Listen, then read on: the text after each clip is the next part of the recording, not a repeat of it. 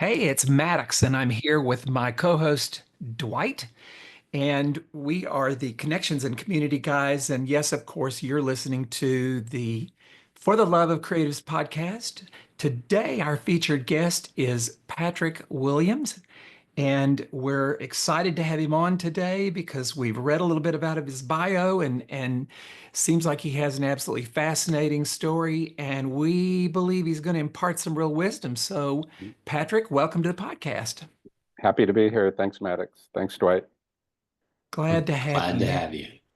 So, I'm going to turn it over to you and let you tell the audience a little bit about you. Sure. Thank you.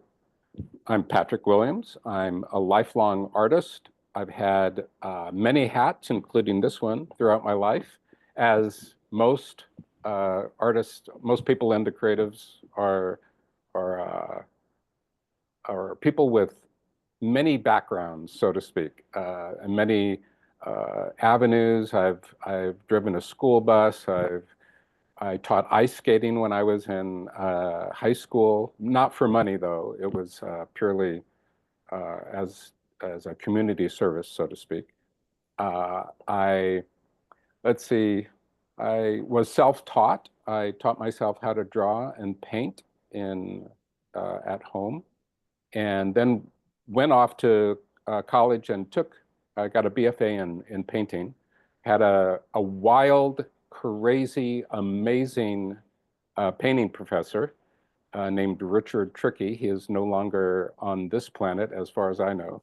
Uh, and he was a major person in my life to accelerate my vision and drive and passion.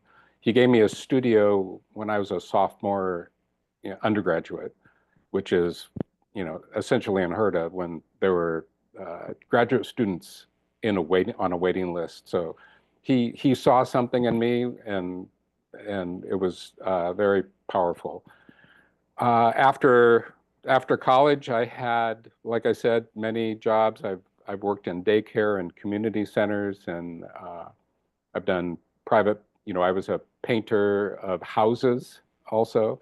Lots of uh, artistic visual artists also have had backgrounds in painting interiors and exteriors of houses.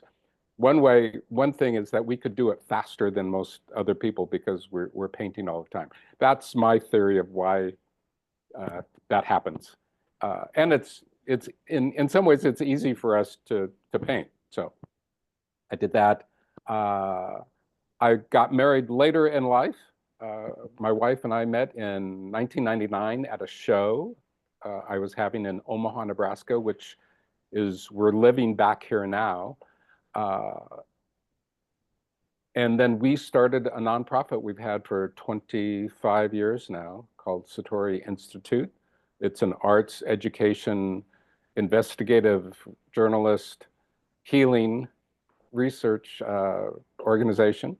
And we've gone through all that. That organization has had many incarnations, so to speak, as we've lived in Chicago for years and then in Boulder for years, and now we're here in Omaha. What else? I've made a lot of paintings in my life. I've always had a studio wherever I've lived. So that has been a constant. I'm passionate about drawing also and art history.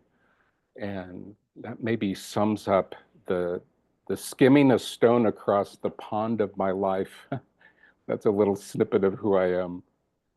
Yeah, it's great. I can't wait to dive in a little bit deeper. Sure. Why don't you tell us how it all got started? I mean, that very, I know as I read a little bit of your stuff, you talk about Mm. how children come into the world with the superpower of creativity. When did you discover your superpower? Yeah, that's a good question. I I felt like I always knew about it, specifically about drawing.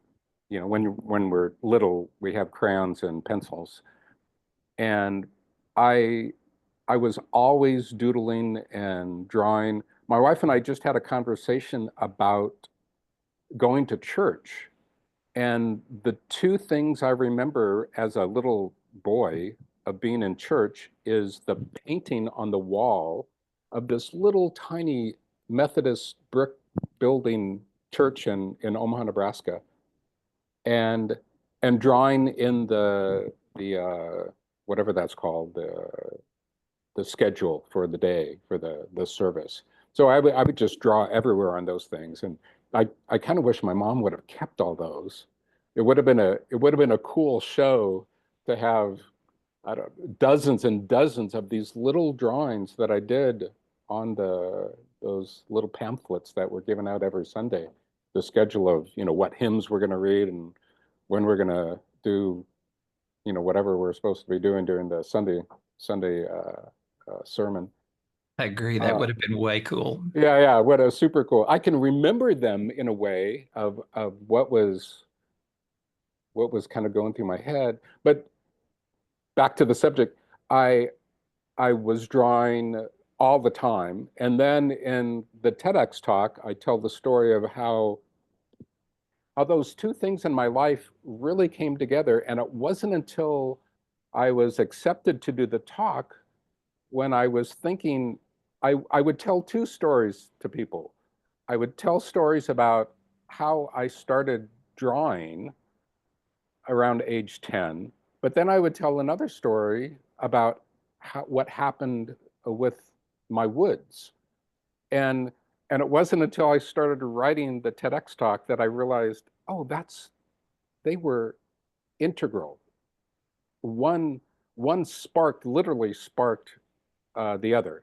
That I had to put all that grief and that sorrow and that heartache of losing those trees into something. And the blessing was that I had drawing to put it into.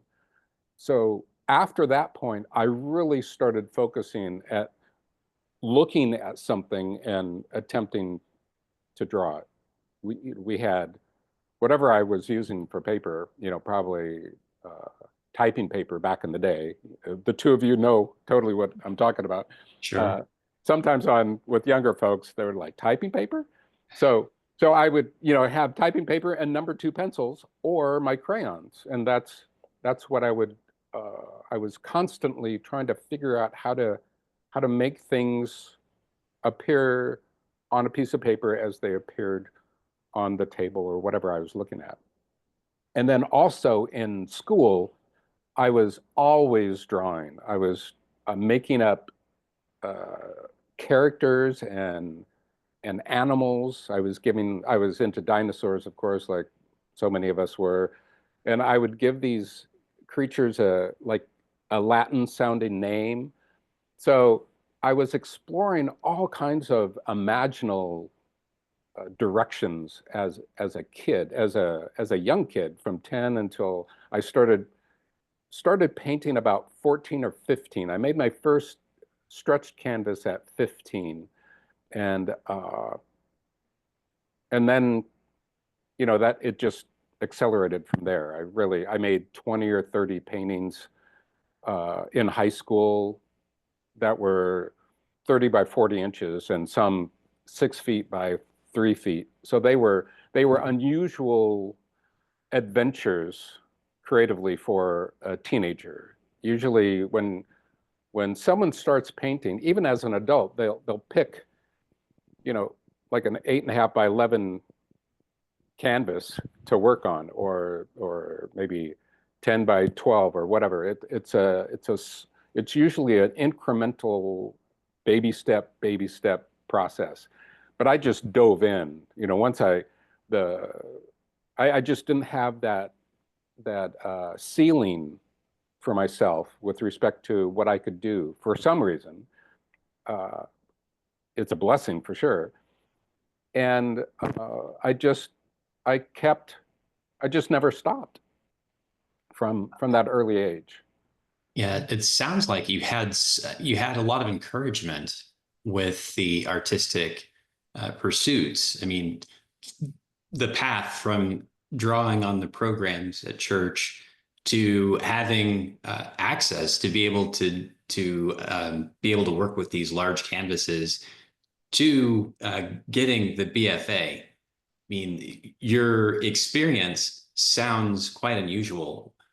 What did you have, or who did you have that was encouraging these pursuits, when the more common story that we seem to hear is that people are told by their parents and caregivers that they need to do something, very practical? Yeah, well, I certainly got the practical talk. But I had my mom was very encouraging. She supplied me with drawing pads, and we had #2 pencils everywhere, like I think everybody did. We didn't have much money, so I received the bare minimum, but that was enough to keep my spark going. And then in 6th grade, I had an experience with, right off the bat, in 6th grade, we moved from elementary school to the junior high school in 6th grade. And I think it was the first year they tried that in our school system back in the day. And when that started, there was an after-school program called Challenge. And literally all my friends were in Challenge. And I wanted to be in Challenge. And I finally got up the nerve to ask my teacher, I want to be in Challenge. How can that happen? And she said, well, you can't be in Challenge. That's only for the gifted kids, and they get all good grades, and your grades aren't too hot. You're in the lowest reading group and the lowest math group. And I said, well, I want to be in Challenge. I had one direction that I wanted to go, and it was to be with my friends, because they were telling me all these cool things that they were doing. They were going on field trips, they were watching documentaries. I wanted to do that. And she said, well, I don't think that's really possible. And then I was just persistent. Good for you. Yeah, it was amazing. I was super shy when I was little. And she said, well, you would have to get better in every subject. And I said, okay, how do I do that? And she said, well, you'd have to study. And I said, well, how do you do that? And before that, I was not interested in school much at all, except they supplied me with manila paper and crayons, and I could draw. That's pretty much, or be outside. Those were my 2 interests. So she told me how to study and how to bring my grades up, and I applied myself, and within like 2 or 3 weeks, I was getting 100 on spelling and 100 on social studies, and I had jumped into the highest math group and the highest reading group. And so I got into Challenge. And She lit a fire into your ass, didn't she? Yeah, totally. It was 2 fires. I had a fire, and she was like, okay, if you want to do this, here's how to do it. And I don't think she thought that I was going to be able to do something like that. But what was interesting is that once I got into the class, I realized that these are my tribe, right? And part of it was that my mother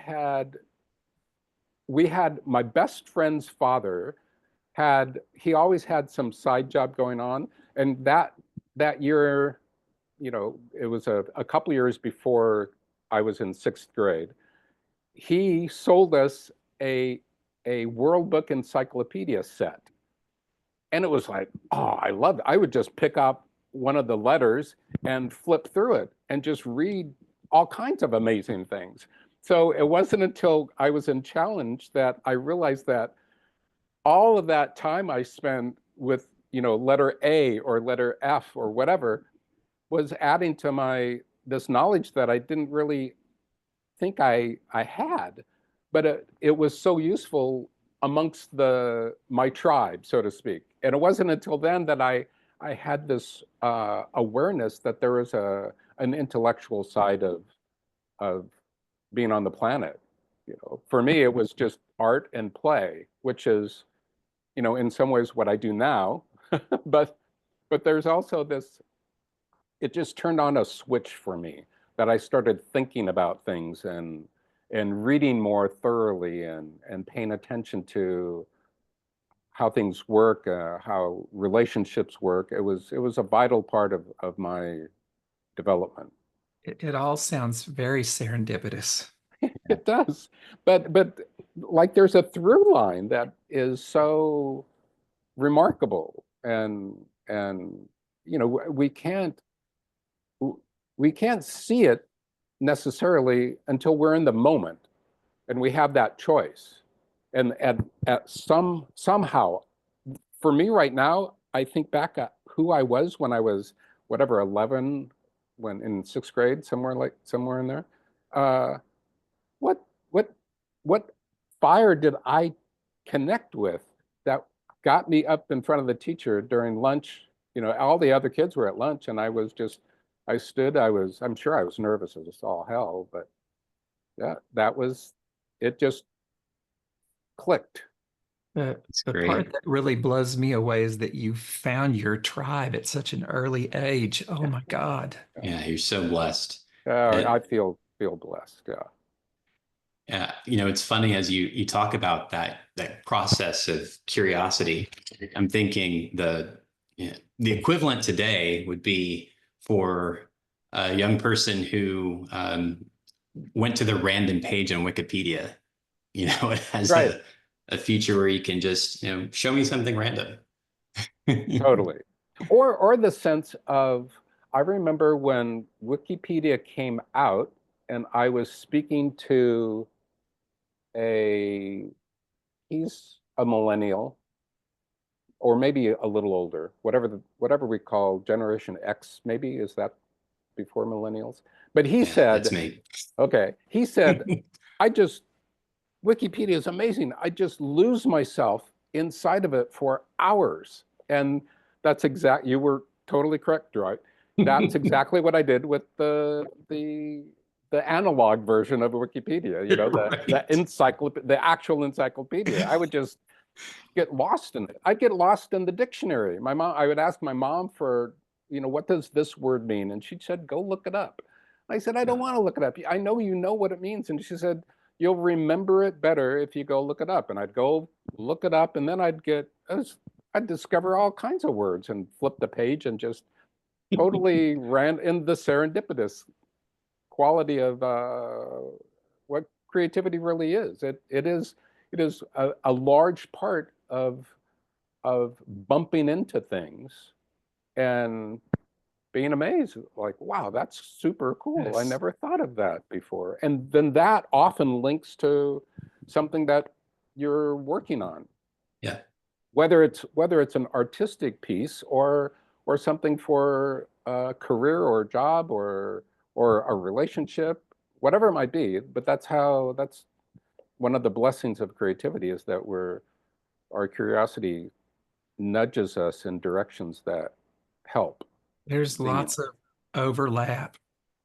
Totally. I've just been really recently broadened into an understanding of creativity that I didn't have. I've been creative all my life, not incredibly artistic. I mean, I could decorate the house for Christmas, or I was in the beauty industry for 40 years, a makeup artist, hairdresser, colorist, wardrobe.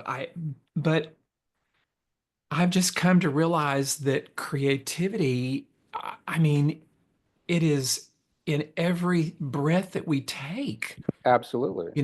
I've come to really, really appreciate how we get to create our life any way we want to create it. Right. Totally. It's like an And ongoing piece of art. Truly. it is like and I think I've understood, that I had choices and could make my life the way I wanted it to make, but I never really saw the intersection of art, music, performance, all of the aspects of creativity and how they interplayed with creating my life. Until just recently, it's just like the dots got connected in a way that just kind of You know, it's Nice. wow, I just see it from a different perspective now. And now, my God, creativity is not some frivolous thing that we get the privilege of doing. It's like a necessary, it's like friggin' oxygen. No, totally. Yeah, I put it with the exactly that. Oxygen, water, food, and creativity. You know, we need, you know, with whatever the other ones are, clothing, a dwelling, the necessities, you know, the absolute necessities of life. I mean, in some ways, we lived for millennia without a house or home, but well, we had a home, but we didn't have a house, or we had a Yeah. cave, maybe a cave. I'm not sure about that. I know we did hang out in caves, but I think we did other things too to make a home. But anyway, so creativity is an essential to living. And Yeah. we do it, I have divided it up into general creativity, conventional creativity, and specialized creativity.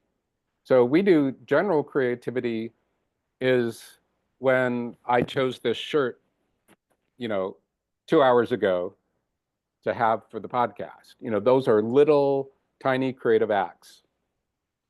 And Maddox, you were describing something that is, I think, even it's between conventional and specialized when you were talking about uh, hair, makeup, costuming. All of those things are, I would say, more in the specialized area of creativity than in the conventional. Conventional for me is how an engineer is creative in designing and building a bridge, or when people are coming up with their ideas how to, when the two of you were conceiving of the podcast, you were using you were using general creativity and a lot of conventional creativity that is we have access to as human beings What one all of the time. favorite examples of which I think you're talking about conventional creativity is I always laughingly say I have this really special way that I fold the potato chip bag down so the chips stay fresh. Fresh. And Right. it was a form of creativity for Sure me. it was. I really Absolutely. spent time playing with the bag until I found rolling it down a way that they stay fresh for an Total. extended period of time. And people chuckle when I say that, but It's true. It's like, and that's a perfect example of how we're able to tap into the spectrum of creativity that goes all the way from just the tiniest creative spark all the way up to the conflagration of total amazing creative energies. I'm going to turn my other monitor on for a quick second because there was something else that I saw in your profile that I wanted to ask about. This puts a lot of bright light on my face, so I'll turn it right off. But two That's other okay. terms that I would Oh, love to hear a little bit more about. One of them was creative colonization, and the mm, other one was creative collapse. yeah, those are, so I started working on a manuscript more years ago than I want to admit, that it's slowly getting there. Within the idea of writing about creativity, I sat with myself and reflected on everything that I could tune into what I knew about creativity, from the natural qualities that I had when I was, you know, 3, 4, 5 years old, that we all have, and then the what caused me to stick with it when I saw, I worked in education for a lot of years, specifically with the arts. And I could see how some children kept going and some children stopped. Some children uh, had the glass half full, so to speak, of their creative. Some Some kids, it was full and overflowing. Some kids, the glass was empty. But that was very curious to me. So after a lot of contemplation, I came up with creative colonization, which means we are all natural in how we relate to creativity from when we're children. Children, there's no off switch on creativity for them. They are no questioning it either. No questioning it. They just do it. As I said in my talk, if you ask a room full of 5-year-olds who's an artist, they all throw their hands up. If you ask a room full of 12-year-olds or older who's an artist, maybe one person sort of says, well, I am. Colonization is what happens in between. It's when our natural creative nature is slowly pulled away from us and other things are put in its place. As in a culture where a colonizer comes in and introduces new language, new rituals, new religions, new books, whatever it might be, a whole new culture is pushed onto the people being colonized. And I believe it's the same way with children with respect to creativity. It's pushed out. It's a really strong description, but I think it really gets people to pay attention that we were all in different ways colonized with respect to our creativity. Some of it is instrumental or musical or vocal colonization. Some of it is writing, some of it's reading, some of it's singing. Oh, I said that. Some of it's visual arts. So it's not just one. For me, I was strong. I didn't lose. I wasn't colonized visually in my visual arts, but I was colonized with respect to music. I had no idea, and I was terrified of music. I love music now, but I had to go through my restoration of that later on in my life. So creative colonization happens at home, in school situations, and in the wide world. And it can be at different levels. And the colonization can be direct or indirect. So it literally can be someone, a teacher or a parent or a relative or somebody in a class that you're taking in the community that says, that's not how you draw a tree. You don't know. And it may be malicious from an adult who has their own colonization and collapse and is being triggered by a little kid that is drawing a really great looking tree, but something comes out and that's malicious. Sometimes it's innocent. It's like, maybe that's not how to draw a house or a fence or a bird or whatever it might be. But the child takes that really intensely. Yes. It makes an impression on them. And after enough impressions, then a kind of collapse happens. That's why I call it creative collapse. The music for me just collapsed. After third grade with those little flutes, whatever, I can't think of the name of those. Yeah, the recorders. I had no idea. I was still figuring out the alphabet and how to read. Yeah. And when the teacher put up the scale and started drawing the notes, I was like, what is going on? And those notes were connected to my fingers and a sound. I was not ready for that, right? So I just collapsed.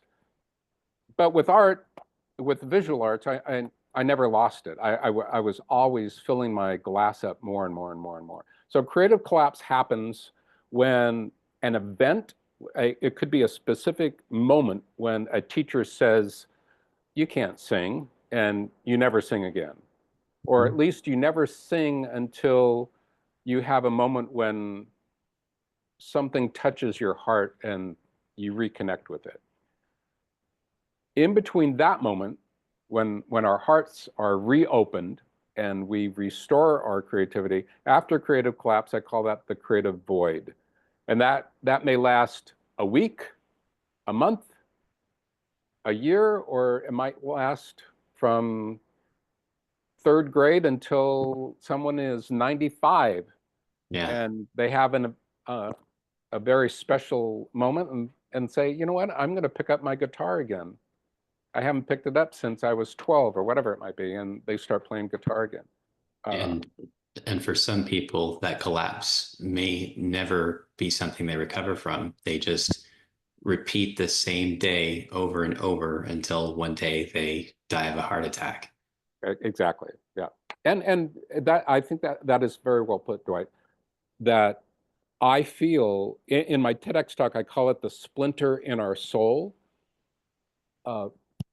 which is also a very intense imagery or metaphor. But that's how deeply I feel the removal or the disconnection that happens to children with respect to their creativity. That is how intense it is. And to what you said, that is damaging to our hearts. And, oh, yes. Yeah. Yes. And Patrick, everybody I talk to feel it. Oh, yes. Yeah. Oh, yes. I have a question about colonization. I'm reflecting back on my own childhood and remembering, we were not poor when I was a child, but we weren't rich either. Mm. And so we had to use our imaginations. I can remember mom giving me a bath towel and a clothespin, and I made a superhero cape. You know, she gave me an old ivory liquid soap bottle, and that was my squirt gun. And Totally. there were all kinds of things. I used to, Hot Wheels were a big thing when I was a Oh, yeah. kid, and I had a handful of Hot Wheels, and I would draw entire cities on the driveway and the sidewalk where I could drive my cars, my Hot Wheels around. And Totally. I just wonder, I guess my question is, well, more statements before my question. I would frigging hate to be a child today. I'm so Oh. glad I got to be a child when I got to be a child, because here comes the question part of it. Do you think that technology and screens and devices has played a role in that colonization? Mm. Because kids they don't have, we're more affluent now as a population, so they don't have to really make things, they can buy things. They don't have to have the towel and the clothespin, because they can just go buy a super, a cape. Right. Love to know your thoughts on that. Oh, yeah, for sure. I have a lot of thoughts on that. Yes, the it's a new kind of colonization, I think.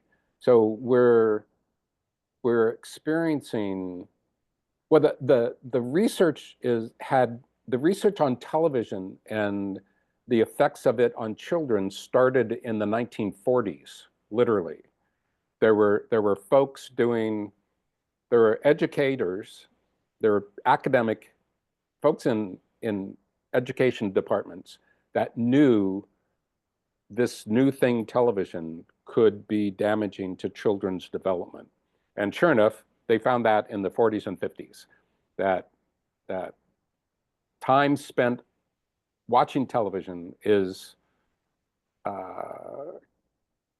limiting children's ability to develop, or changing their ability to develop. And this was found both, it was found linguistically, it was found visually, it was found motor sensory, on all levels of child development, on brain development. Once they started doing brain scans, whatever year that started, they started seeing how children were being changed by whatever amount of time that they were watching television. So now we have these screens everywhere. So they're completely interrupting play. I would, if a parent asked me, if they just straight up said, should I go out and buy my kid a Superman outfit so they can, go? And I said, no, you just go home, get some clothespins, get a towel, and let them go. That is what real play is about. It's undirected, unrestricted, free-form discovery. That's what play is, and that is the only way, and this will sound wild, it is the only way that human beings learn. Not just children, every single one of us, no matter how old, we learn through play. Right. The play looks different when we're above the age of 10 or 15 or 20, but we have those moments in our life that we are goofy and silly and pretending, and that's playful, and we know it's very much like how we were when we were children. And in those moments, we're exploring things. As an example, when children play make-believe, when they, whatever that might look like, they're playing house, I'm mom, I'm dad, here are the kids. They're literally inventing ways in which they relate to each other. Yeah. And the play is teaching them how to relate, how to use their imaginations, how to reflect on, what does mom do? What does dad do? What does my older sister do? What does the mail carrier do? I'm going to be the mail carrier. You be the whatever the play might be. They're discovering relationships, but they're also creating situations which they're new and curious opportunities to try this out or to try that out. So make-believe is super important. Play is our form of learning. We also are able to remember things within the educational system that I don't necessarily call learning with a capital L, but it's learning with a lowercase l, or just rote memorization.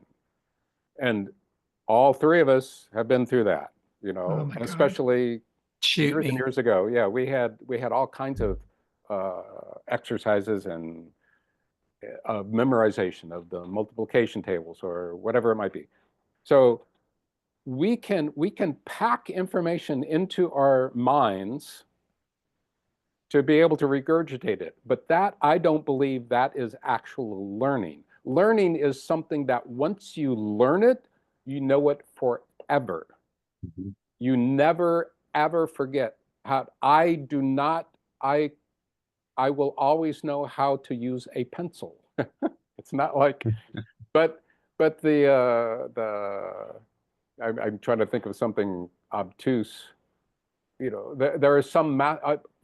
I would have to really work on doing a whole bunch of binomial equations right now. Sure. I'd have to Yeah. sit with them and like, okay, I remember doing this, but I think I was forcing myself, just like the instruction was forcing us, to memorize these qualities. Now, someone who didn't have a mathematical collapse would be like, oh, I can do tensor calculus, and I can do any level of algebra or geometry or whatever it might be. So my point is that I'm trying to get back to the core of the question, Maddox. It was involved with play. I can't remember where did we start, Maddox? What was the? Well, I'll just give my take on what you said. and it draws back to an earlier point. Play is essential. Like it's Mm, a part of who we're being, and something that I was pulling on when you were talking earlier about how it's essential that we create. I see how they're related, mm, and what was burned at the front of my mind was how we're challenging the Maslow's hierarchy of needs, mm, right? Like we totally. need to rewrite that, because actualization is not something that goes at the top of the pyramid. Creativity is something that needs to be sprinkled throughout. Hmm. Absolutely. I totally agree. Yeah. Yeah. I There. don't think children are really given the opportunity to use their imaginations Mm, the way we were when we were kids, true. because Yeah. it's provided now. We've Mhm. got AI that we can say, create a picture for me of whatever. Steal, steal the picture. Yeah. Yeah. It's Yeah, just I have. like, Yeah, AI is I'm actually doing a podcast next week with someone who I've done uh, other podcasts with, but it is a podcast about AI, and he has no idea. He probably he may never have me on again, but I am AI is a tool, and it's a dumb program that impresses people with how quickly it can do some actions. But it is not creative, it cannot be creative, and it never will be creative. It's Creativity is a non-algorithmic function. yes, Creativity is us bumping into things it's a and deeply intuitive intuitive. Absolutely. process, Yeah, and absolutely. AI does not have intuition.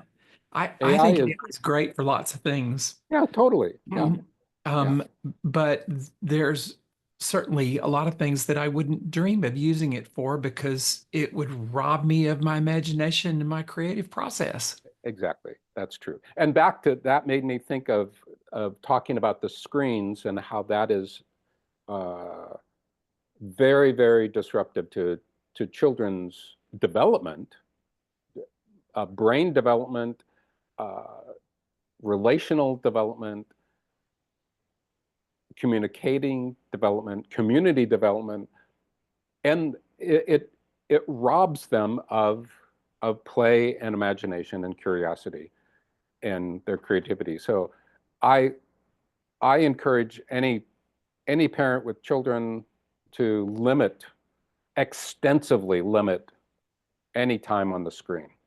It I it's not good. And the light, the yeah. blue light is horrible. It's a horrible for you. I would not to be too controversial, but I would go a step further and say that anytime that you have screen as babysitter, Hmm. uh, where there's everything is prepackaged and we've got the children being indoctrinated by what they're seeing, it not only kills their imagination, it also cripples them when it comes to being able to deploy critical thinking. Totally. Absolutely. And I loved the when before we started recording how open the two of you are to having a conversation that goes anywhere. And that is essential for us as human beings. It's part of how we as adults play in the intellectual realm of who we are and how we discover who other people are. If we're not able to disagree on whatever anything might be, that Exactly. that is unhealthy for us as a community. I It is agree it is completely. so important. I disagree with myself all the time. So it's totally okay for me to disagree with others or with everybody else in the world. It helps us understand who we are and who everybody else is. So, and the screen often robs us of that. And Yes. especially within the realm of Twitter or X, that you hide behind a icon that is not you, and you can, that gives you supposedly the liberty to say anything about anything. But we don't know if that, we don't know who that is. It could be a robot. It could be a bot. It could be some AI, just trying to adjust the algorithm. So it's just mind-boggling how much we need to get, it's funny because we were hearing it when we were kids, get back to nature. There was all that kind of sense of how things were getting too crazy and too machined, and this goes back all the way to the end of the 1800s when industrialization was really pumping up, and we saw this influx of a dystopian worldview that has just kept going, and we're at a point now that I think it's great. Though I have to say that I believe this so-called AI is assisting us in reconnecting with our humanness and reconnecting to authentic community, right? So it's what the two of you are doing, and what I'm blessed to do with you right now is interact, is play, have a playful conversation, have a curious conversation, have a creative conversation about what we're seeing in the world and how we're able to use where we've been when we were 5 years old and 10 years old and 15, and how different the world is now, and assisting young folks in the wisdom that we have that can help them with what they're struggling with. The screen is definitely a struggle right now. Kids are addicted. Parents, children, adults, everybody. So many people are addicted to the screen. Patrick, your words are so affirming, and I just want to say thank you for that. We don't really know where any of these conversations go when we start, and that's the joy of it. Totally. I mean, I feel like we're about out of time, and I feel like we barely scratched the surface because I feel like there's just so much more we could talk about, and so much more that I would love to know about you and your process. And I think that what we have unpacked today has just been amazing. Oh, good. The time flew by because I just was just enjoying the conversation so much. Super, Maddox. Thank you. I'd love to hear that. We Both should of you. be Thank you, open Dwight. to picking it up again sometime. I would be happy to. We may need to do a part two because, like I say, I don't think we've scratched the surface yet. Yeah. But gosh, I just want to say that my mind and my perspective has been expanded on, in ways that you have shared all you've shared. Excellent. And on that note, remember, this is pretty much one of the main things that I always want to say to people, that remember that those times when you were 4, 5, and 6 years old, and you knew exactly how to be creative effortlessly, you still have that inside you. Yes. It can't go anywhere. How could it go somewhere? It's not, if people feel like, oh, I've lost it, you've just misplaced it. You've buried it underneath. You buried it, yeah. A bunch of crap. It's there. It's always there. Oh, Patrick, you are in great company, because I'm reminded of the wise words of Robert Greene in Mastery, as he describes the life of Leonardo da Vinci and all of the other luminaries in that book. And well, even to get contemporary, Chase Jarvis in Never Play It Safe. Play is one of the 7 levers of creativity. Totally, absolutely.